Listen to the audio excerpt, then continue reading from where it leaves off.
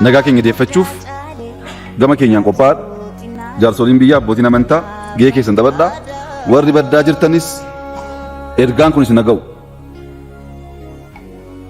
maqaa oromootiin qabsaa oromoo saamuu oromoo ajjeesuu oromoon akka misooma isa dhaabsisuun oromoof qabsaa'uu ta'uu hin danda'u. Waa'ee misoomaa kaastaniitu eenyu dhaabe? Namni Oromoo fi qabsaa'uuf Oromoof gaddu jiraannaan anaan wal dhibuu danda'a. Shimalisi wal dhibuu danda'a rakkoo hin qabu.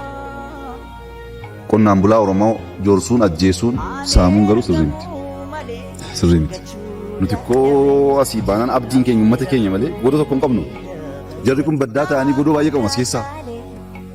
Hojii ta'emsu Oromoon haqaaf mariin amana waan ta'eef akkaawuntiin keenyas halaalamu.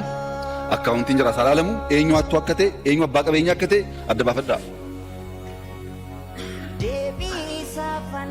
Oromoof gadduun Oromoo irraa saamuu miti. Oromoof gadduun Oromoo irraa nyaachuu miti. Oromoof hojjechuudha. Kana gochuuf gahee keessan yoo taphattan nagaan baay'ee barbaachisaadha. Nagaa malee milkaa'uu hin dandeenyu. Nagaa hin barbaanna. Nagaafis baay'ee kadhannee jirra. Ammas kadhachaa jirra. Deebi'aa karaa nagaatiin galaa.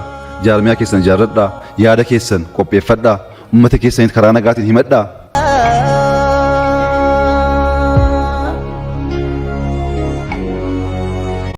Oromiyaan kompoostii babal'isuu